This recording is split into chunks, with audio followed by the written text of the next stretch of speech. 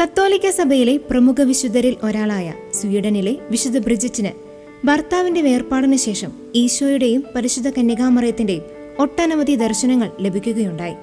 ക്രിസ്തുവിൽ നിന്ന് ലഭിച്ച ഈ സ്വകാര്യ വെളിപാടുകൾ ഇന്നും ആധുനിക ലോകത്തിന് വലിയ ആത്മീയ പ്രത്യാശ നൽകുന്നതാണ്.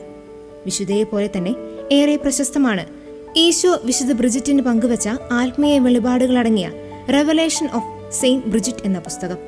തന്നോട് സ്നേഹമുള്ള ഓരോ മനുഷ്യനോടും ക്രിസ്തുവിന്റെ ആഴമേറിയ സ്നേഹത്തെക്കുറിച്ചുള്ള വെളിപ്പെടുത്തലുകൾ സഭയും വിശുദ്ധ ജോൺ പോൾ രണ്ടാമൻ മാർപ്പാപ്പയും ബെനഡിക്ട് 16 മാർപ്പാപ്പയും അടക്കമുള്ള സഭാ തലവന്മാരും അടിവരയിട്ട് എടുത്തു പറഞ്ഞിട്ടുണ്ട്.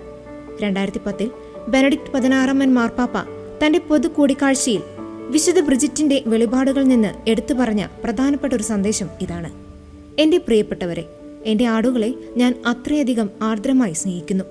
സാധ്യമായിരുന്നെങ്കിൽ മാനവരാശിയുടെ മുഴുവൻ രക്ഷയ്ക്കായി ഞാൻ സഹിച്ച അതേ കുരിശുമരണം നിങ്ങളിൽ ഓരോരുത്തർക്കും വേണ്ടി മാത്രമായി വീണ്ടും വീണ്ടും ഞാൻ സഹിക്കുമായിരുന്നുവെന്നാണ് ഈശോ വിശുദ്ധ ബ്രിജിറ്റിന് വെളിപ്പെടുത്തിയത്.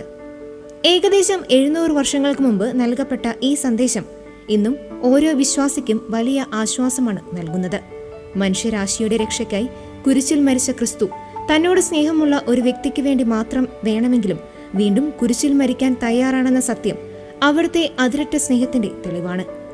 തന്റെ അതിരറ്റ സ്നേഹത്തെക്കുറിച്ച് ഓർമ്മിപ്പിക്കുന്നതിനോടൊപ്പം തന്നെ ഈശോ വിശുദ്ധ ബ്രിജിറ്റിലൂടെ മറ്റൊരു ആഹ്വാനം കൂടി നൽകിയിട്ടുണ്ട്. എന്റെ മകളെ, ഞാൻ നിന്നെ എനിക്കായി തിരഞ്ഞെടുത്തിരിക്കുന്നു.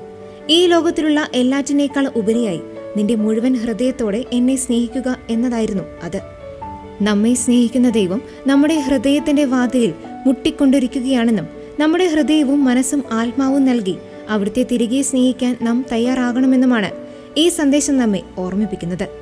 ഈശോ നൽകിയ ഈ സ്നേഹ സന്ദേശം കാലഘട്ടങ്ങൾക്കപ്പുറം ഓരോ മനുഷ്യനും വീണ്ടും വീണ്ടും കേൾക്കേണ്ട ഒന്നാണ്.